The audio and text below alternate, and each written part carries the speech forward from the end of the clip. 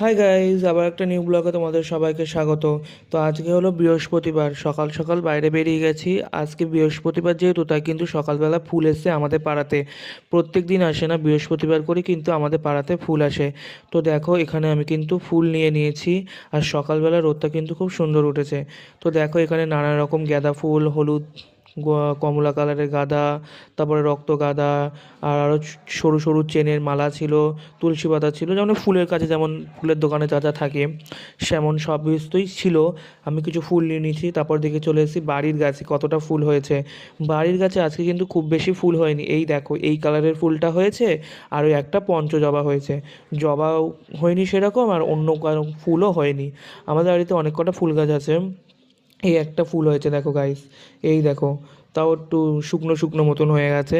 যাই হোক, এই একটা ফুল হয়েছে। এই ফুলগুলো, সমস্ত ফুলগুলোকে কিন্তু তুলে নিয়েছি।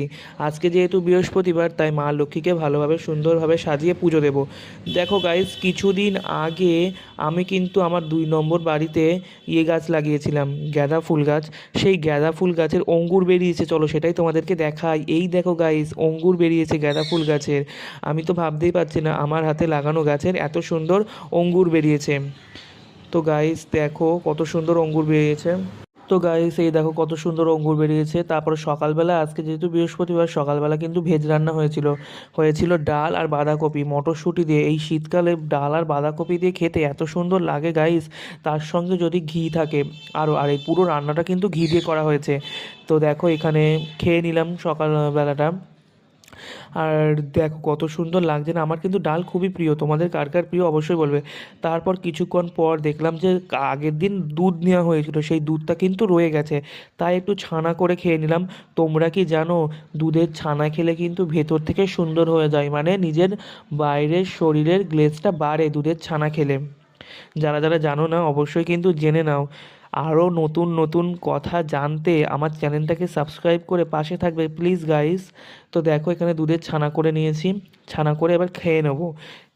চিনি দেবে না কিন্তু, এরকম টকটকি খেয়ে নেবে, তাহলে কিন্তু ভেতর থেকে একটা সুন্দর গ্লেজি ভাব আসবে তোমার মুখে। তাই দেখো, এখানে ছানাটা খেয়ে নিয়েছি। এখানে ছানাটা কিন্তু খুব ভালো হয়েছিল গাইস, খাঁটি গরুর দুধের ছানা, ভালো হবে না মানে? তারপরে ঘড়ির কাঁটায় বেজে গেছে 12:30 মতন। এসে কিন্তু ঠাকুরকে পুজো দিয়ে নিয়েছি। দেখো কত সুন্দরভাবে ফুলগুলো নিয়েছিলাম। আজকে যেহেতু বৃহস্পতিবার, দেখো সুন্দরভাবে সব ঠাকুরকে পুজো দিয়ে নিয়েছি। তারপর হয়ে গেছে রাত। রাত হয়ে গেছে, আর আমার এখানে পেয়েছে খিদে।